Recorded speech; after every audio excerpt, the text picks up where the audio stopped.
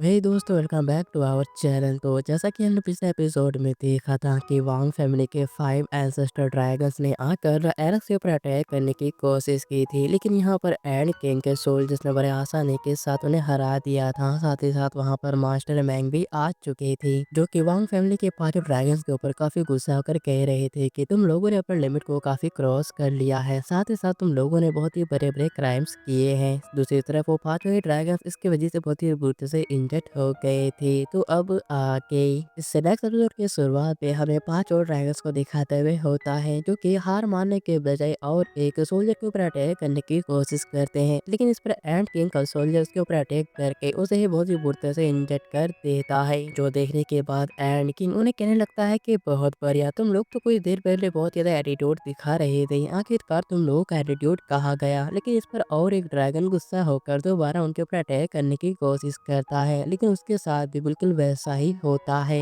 इस बार भी and king का सोल्जर उसके ऊपर अटैक करके डायरेक्टली अपने वेपन को उस ड्रैगन के छाती के अंदर ही घुसा देता है, जिसकी वजह से वो बहुत ही बुरी तरह से इंजर्ड हो जाता है। लेकिन इतने ज्यादा इंजर्ड होने के बावजूद भी वांग फैमिली का लीडर अपने डिवाइन स्पिरिट यानी कि ड्रैगन स्पिरिट को बाहर निकाल कर अपने एंसेस्टर को समन करने की कोशिश करता है, ताकि उनका एंसेस्टर यहाँ पर आकर इनके साथ फाइट करे। लेकिन यहाँ पर उनका ये काम भी बिल्कुल बेकार हो जाता है, क्योंकि जो मदर ऑफ कैल्ड्रॉन के अंदर मास्टर मैंग ने जो उनका एक समझौता रखा गया था, वो पूरी तरह से वहीं पर जाकर डिस्ट्रॉय हो जाता है, जिसकी वजह से वांग फैमिली का लीडर अपने एंसेस्टर को बुला नहीं पाता। लेकिन ये देखने के बाद भी वहाँ बंदा यहीं पर नहीं रुकता, बल्कि वो अपने एंसेस्टर के दिए हुए वेपन का इस्तेमाल करता है। वो अपने ब्लड को सेक्रीफाइस करके उस वेपन के खास तरह के टेक्निक को एक्टिवेट करता है, जिसकी वजह से वो एक बहुत ही खतरनाक तरह की एनर्जी ब्लेड रिलीज करता है। लेकिन तभी हम देखते हैं कि वहाँ पर एक बैनर आ जाता है, जो कि एक इमोर्टल वॉर बैनर था। वो आने के बाद ही उस वेपन को पूरी तरह से ढक लेता है। फिर हम देखते हैं कि वहाँ पर मास्टर मैंग आ जाते हैं। मैंग टियान जो से बताता है कि इस बैनर ने इमोर्टल वॉर के अंदर कई सारे एंसेस्टर के ब्लड को सोखा है और तुम्हारा वेपन इसके सामने कुछ भी नहीं। लेकिन साथ ही साथ अब मास्टर मैंग टियान को ये देखकर काफी गुस्सा भी आ रहा था कि यह अटैक वो बॉर्डर के बाहर न जाकर करने के बजाय यहीं पर कर रहे हैं। इसी वजह से मास्टर मैंग उन सभी को एक साथ पकड़ भी लेता है। लेकिन ये देखने के बाद उनमें से एक ड्रैगन काफी गुस्सा कर कहने लगता है कि तुम अपना लिमिट को क्रॉस कर रहे हो, क्योंकि शायद तुम्हें पता नहीं कि मेरा फादर तुमसे बहुत ज्यादा स्ट्रांग हो चुका है, जबकि उनके मुताबिक तुम काफी ज्यादा बुरे हो रहे हो, और जब तुम मर जाओगे तब हम तुम्हारे सेलेस्टियल एकेडमी को एक ही झटके में डिस्ट्रॉय कर देंगे। लेकिन इस पर मास्टर मैंग कहने लगता है कि जब तक मैं जिंदा हूँ तब तक मैं नहीं किसी डीमन और नहीं किसी मॉन्स्टर को अपने एकेडमी और इस वर्ल्ड को डिस्टर्ब करने की कोशिश करने दे सकता हूँ, और इसी वजह से तुम लोगों को भी नहीं। लेकिन एंड किंग अपने सीनियर सोल्जर से कहता है कि आप लोग यहाँ पर खड़े खड़े क्या कर रहे हो, क्या आपको नहीं पता कि इन ड्रैगन्स ने हमारे एंड किंग क्लैन को भी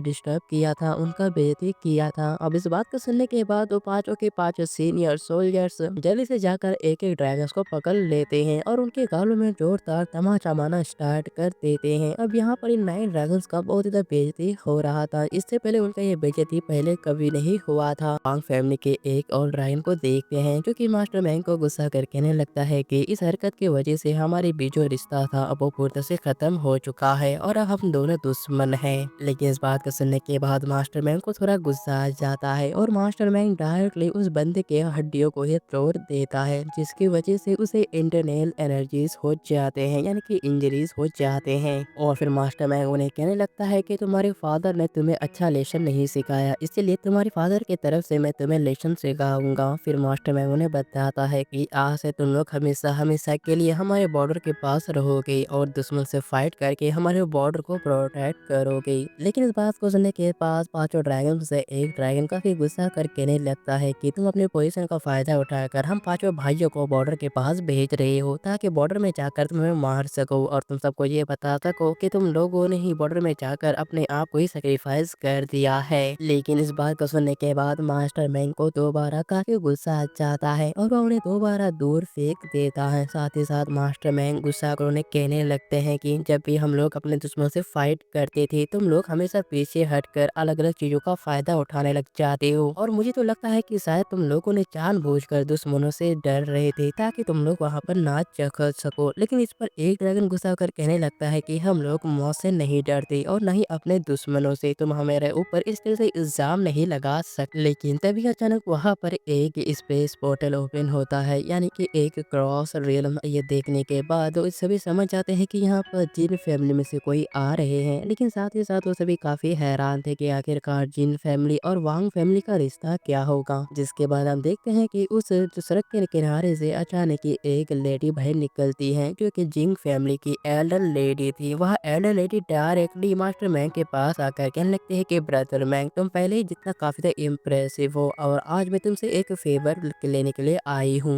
और फिर वह लेडी कहने लगती है कि क्या तुम मेरे लिए इन पांचों ड्रैगन्स को छोड़ सकते हो। लेकिन यहाँ पर मास्टर मैंग साफ साफ मना कर देता है। हालांकि इस बात को सुनने के बाद भी वो एल्डर लेडी गुस्सा नहीं होती और वहाँ एलिस को देखते हुए कहने लगती है कि मैंने सुना है कि तुमने अपने लिए एक बहुत ही बढ़िया डिसाइपल्स चुना है और आज तुम्हारे डिसाइपल्स को ये देखकर लगता है कि तुमने बिल्कुल सही काम किया। अब ये देखने के बाद एलेक्स भी उस एल्डर लेडी को ग्रीट करती है, लेकिन तभी अचानक वहाँ एल्डर लेडी अपने थर्ड आई को ओपन करती है और एलिस के चारों तरफ जो ऑरा घूम रहा था उसे देख एलिस के चारों तरफ के ऑरा को देखकर उसे पता चल जाता है कि मास्टर मैंग ने एलिस के चारों तरफ अपना पावर क्रिएट करके रखा है ताकि वो पूरी तरह से वॉर में भी सेफ रह सके। इस बात का उसे पता चल जाता है। लेकिन अब उस एल्डर लेडी के बातों को सुनने के बाद मास्टर मैंग कहने लगता है कि ओ तो इसका मतलब अब तुम मुझे इस तरह से ब्लैकमेल भी करोगे। लेकिन मैं तुम बात बता देना चाहता हूँ कि तुम अभी भी इतनी क्वालिफाइड नहीं हो कि तुम मुझे और मेरे डिसाइपल को इस तरह की बातें कह सको। लेकिन साथ ही साथ हम देखते हैं कि वहाँ पर 9 हेवन क्लैन के और भी कई सारे क्लैंस आ जाते हैं, जो कि डायरेक्टली कहते हैं कि हम ब्रदर मैंग के इस डिसीजन को पूरी तरह से सपोर्ट करते हैं। और देखते देखते वहाँ पर 9 हेवन क्लैन एक साथ ही वहाँ पर आ जाते हैं, जहाँ पर हम देखते हैं कि एम्परर अपनी बेटी के साथ भी वहाँ पर आ जाता है। लेकिन तभी अचानक वांग फैमिली का वहाँ पर गेट ओपन होता है, जिसके अंदर से वांग फैमिली का असली लीडर कहने लगता है कि ब्रदर तुम जैसे चाहो ऐसे मेरे बेटे को तुम सबक सिखा सकते हो। साथ ही साथ बॉर्डर के इस वॉर के लिए मैं तुम्हें अपनी सेना भी देना चाहता हूँ। इसी के साथ ही हम देखते हैं कि सच में वांग फैमिली के पास एक बहुत ही बड़ा आर्मी था, जो कि सच में काफी लाजवाब था। यहाँ तक कि ये देखने के बाद मास्टर मैंग भी यहाँ पर वांग यानी कि वांग फैमिली के वांग का तारीफ करते हुए कहने लगता है कि ब्रदर वांग तुम्हारी इतनी बड़ी आर्मी की वजह से हमारे बॉर्डर में हमें बहुत ही ज्यादा हेल्प भी मिलेगा। दूसरी तरफ हम वांग फैमिली के पांचों ड्रैगन्स को देखते हैं, जो कि अपने फादर के बातों को सुनने के बाद उनसे माफी मांग रहे थे। लेकिन यहाँ पर वांग काफी गुस्सा कर कहने लगता है कि तुम लोग थोड़ा सा पावरफुल क्या हो गए, तुम्हें लगा कि तुम सबको हरा दोगे, लेकिन तुम लोगों ने जो गलती की है उस गलती को सुधारने का एक ही रास्ता है। ये 10,000 की सेना मैं तुम्हें सौंप रहा हूँ ताकि तुम बॉर्डर के पास जाकर हमारे दुश्मनों को मारो और इसी वजह से तुम अपने खोए हुए इज्जत को वापस हासिल कर सकते हो। इस बात को सुनने के बाद पांचों ड्रैगन्स भी हाँ में कर देते हैं। लेकिन इसी के साथ हम उस एल्डर लेडी को देखते हैं, जो कि अपने पावर का इस्तेमाल करते हुए उन पांचों ही ड्रैगन्स को पूरी तरह से रिकवर कर देता है। और अचानक हम देखते हैं कि वांग फैमिली के टेलीपोर्टेशन गेट के अंदर से अब असली वांग बाहर आने लगता है, जिसकी ऑरा को देखकर मास्टर मैंग कहने लगता है कि इसका ऑरा और भी स्ट्रांग हो चुका है। लेकिन इसी के साथ ही हम देखते हैं कि जहां दूसरी तरफ मास्टर मैंग बुरे लग रहे थे, वहीं दूसरी तरफ वांग एकदम नौजवान लग रहा था। जिसके बाद वांग वहां पर आकर अपने पांचों बेटों से कहता है कि ब्रदर मैंग से माफी मांगो। इस बात को सुनने के बाद वो बिना किसी देरी के अपनी गलती के लिए मास्टर मैंग से उनके लिए माफी मांगते हैं। लेकिन तभी अचानक मास्टर मैंग अपने टेलीपोर्टेशन से टेलीपैथी करते हुए डायरेक्टली वांग को बताता है कि वांग के पास एक एक्स्ट्रा ऑर्डिनरी सुप्रीम स्क्रिप्चर है, जिसे कि मैं तुम्हारे साथ उसे पढ़ने की इजाजत दे सकता हूँ। साथ ही साथ वांग के पास एक ऐसा एक्स्ट्रा ऑर्डिनरी पावर है जिसे कि मैंने सील करके रखा है, जिसकी वजह से हमारे आउटसाइड्स के एनिमीज इसके बारे में बिल्कुल भी डिटेक्ट नहीं कर सकते। इस बात को सुनने के बाद ही अचानक ही यहाँ पर वांग की आंखों में चमक आ जाता है और वो इशारों से ही अपने बेटे को ऑर्डर देता है, जिस ऑर्डर को पाकर वो पांचों ही ड्रैगन अपनी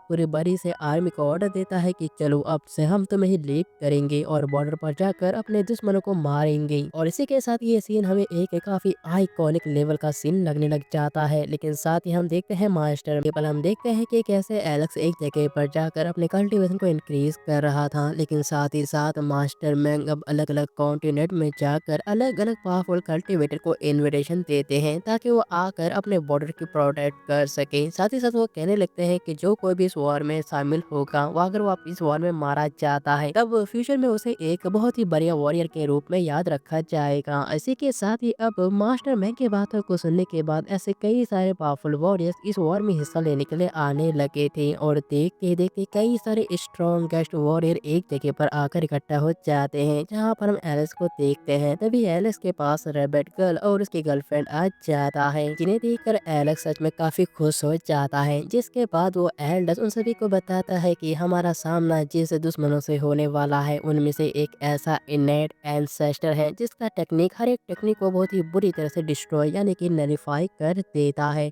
साथ ही साथ इन्हीं एंसेस्टर में से एक एंड लैंड क्लैन का भी कई सारे बंदे हैं जिनके पावर काफी ज़्यादा स्ट्रॉन्गेस्ट और काफी एक्स्ट्रा ऑर्डिनरी होते हैं। लेकिन तभी अचानक उनमें से एक बंदा पूछता है कि एल्डर, मैं आपसे जानना चाहता हूँ कि ये सारे के सारे इमोर्टल्स हैं, तो क्या इनके और हमारे लेवल के बीच कितना गैप है। लेकिन इस पर उनमें से एक एल्डर बताता है कि मुझे पता है कि तुम लोग इस बात को जानने के लिए काफी ज़्यादा एक्साइटेड हो, लेकिन मैं तुम सभी को साफ साफ बता देना चाहता हूँ कि असल में ऐसा कुछ भी नहीं है, बल्कि उनके और हमारे बीच भी कई सारे मिस्टीरियस हैं। उन्हीं मिस्टीरियस में से एक मिस्टीरियस है एम्पीरियल सिटी, जिसकी वजह से हमारे पास और भी कई सारे एंसेंट्स वॉर सिटीज हैं, जिनकी वजह से हम बॉर्डर में बड़े आसान से जीत सकते हैं। यहाँ तक कि एंसेंट टाइम में कहा जाता था कि इनके बीच एक ऐसा एक्स्ट्रा ऑर्डिनरी ग्रुप था जो कि काफी ज्यादा स्ट्रॉन्गेस्ट थे। उन्होंने ही आगे ही हमारे फ्यूचर के लिए इन सारे बॉर्डर्स को क्रिएट किया था, जिन्हें की कहा जाता है 7 बॉर्डर किंग्स। अब इस तरफ हमें दुश्मनों के बॉर्डर का कैंप का सीन दिखाया जाता है, जहाँ पर हम स्केलेटन एल्डर को देखते हैं। तभी अचानक उसका मास्टर से पूछता है कि हम जिस चीज को ढूंढ रहे हैं उसे ढूंढने का काम कैसा चल रहा है। इस पर वह स्केलेटन एल्डर कहने लगता है कि मास्टर, हम उस चीज को पाने के बहुत ही करीब हैं। तब इस पर उसका मास्टर कहता है कि ठीक है, हमें किसी भी हाल में उस चीज को हासिल करना ही होगा।